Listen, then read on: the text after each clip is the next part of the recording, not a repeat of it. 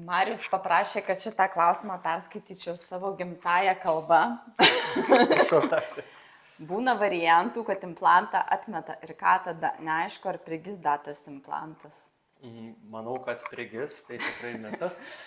Implantą gali atmesti, tai yra medicinoje iš jūsų, aš visą laiką su pacientais pradėdamas diskusiją, jeigu užduodamas šitas klausimas, sakau, medicinoje garantijų nėra, medicinoje turime medicinę statistiką.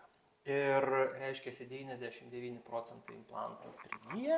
Taip, 1 iš 100 implantų gali neprigyti ir šitoje vietoje yra visokių priežasčių, apie tai galima tiesiog atskirai diskutuoti pagal klinikinę situaciją.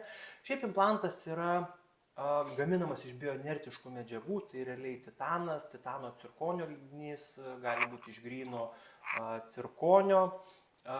Titanas naudojamas ir traumatologijoje. Ortopedijoje. Taip, sakykime, ir sintezės plokštelės, lūžusių kaulų atveju yra titaninės. Tai yra ta medžiaga, kuri nesukelia jokių infekcijų ar dažniausiai nesukelia ir alergijų. Tiesa, čia galiu paminėti, alergija titanui yra vienam žmogui iš milijono.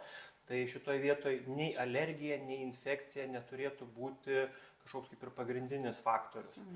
Tai šitoje vietoje implantacija yra tikrai patikimas gydymo metodas ir jeigu jau implantas neprigijo, nereikia pergyventi, nes geras gamintojas savo produktui suteikia viso gyvenimo garantiją. Tai reiškia, kad jeigu implantas neprigijo, jis implantą mum, medikam, keičia nemokamai. Ir mes tada neprigijus implantą pakeičiam pacientui. Pacientui, bent jau mūsų klinikoje, tas nieko nekainuoja.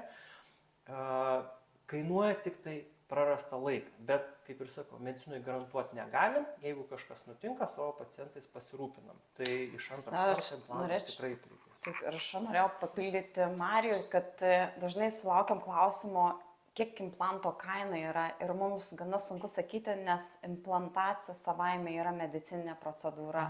Tai yra individualu. Kiekvieno žmogaus ta klinikinė situacija yra skirtinga ir gali reikėti papildomų kažkokių intervencijų, kurios užtikrina, kad implantas prigytų, kad būtų ilgaamžiškas.